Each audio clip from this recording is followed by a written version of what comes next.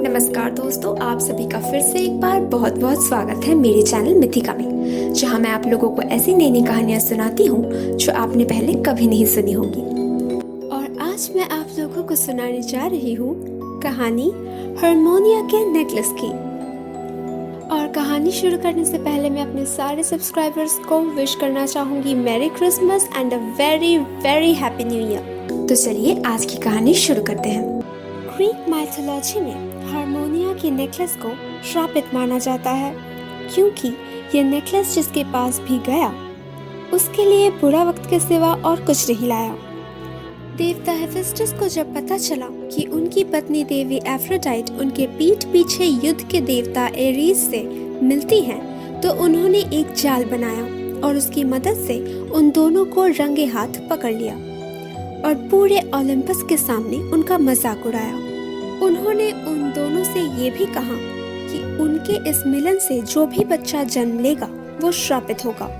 Aphrodite को एक बेटी हुई जिसका नाम उन्होंने रखा हारमोनिया, बाद में जिसकी शादी थीब्स के लेजेंडरी फाउंडर कैडमस से हुई।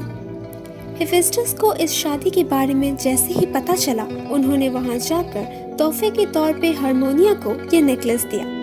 उन्होंने पहले से ही इस नेकलेस पर श्राप दे रखा था कि जिस किसी के पास भी ये रहेगा बुरा वक्त उसका पीछा कभी नहीं छोड़ेगी, मगर उसके साथ ही इस नेकलेस को जो पहनेगी वो हमेशा खूबसूरत और जवान रहेगी।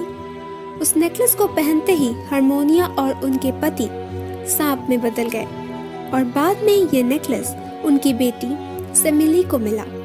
और जिस दिन उसने उसे पहना, भेस बदलकर हेरा उसके पास आई और सेमिली से कहा उसके प्रेमी का असली पहचान पूछने के लिए। सेमिली का प्रेमी दरअसल देवी हेरा के पति और देवताओं के राजा ज़्यूस थे, और जब सेमिली के सामने वो अपने असली रूप में आए तो सेमिली उनके तेज को सह नहीं सकी और उनकी मौत हो गई।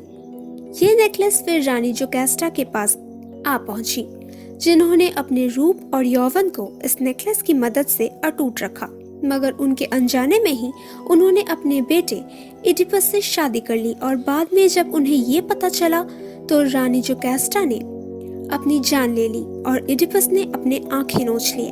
बाद में ये नेकलेस पॉलिनिसिस को मिला, जिन्होंने इसे एरिफाइल को तोहफे के तौर पर दिया, और उसके बाद उसका भी हालत बाकियों की तरह ही हुआ। फिर ये नेकलेस अर्सिनो के हाथ आया और आखिर में एकरनन और एम्फोटेरस के पास, जिन्होंने ये तय किया कि डेल्फी में देवी एथेना का जो मंदिर है वहाँ वो इस नेकलेस को दान में दे देंगे ताकि ये किसी और के हाथ ना लगे। मगर वहाँ से पेलेस ने उसे चोरी कर लिया और अपने प्रेमिका को तोहफे में दे दिया, जिसकी वजह से उसका बेटा पागल हो गया और घर में आग लगाकर सबको मार डाला। और इसके बाद उस नेकलेस का क्या हुआ ये किसी को नहीं पता। तो दोस्तों, कैसी लगी आप लोगों को आज की कहानी? अगर अच्छी लगी हो तो प्लीज इसे लाइक कर दीजिए। नीचे कमेंट सेक्शन में लिखकर जरूर बताइएगा कि आप लोगों को कैसा लगा। और प्लीज प्लीज प्लीज मेरे चैनल को सब्सक्राइब कर दीजिए। और हाँ, अपने दोस्तों के साथ शेयर करना बिल्कुल मत भूलना।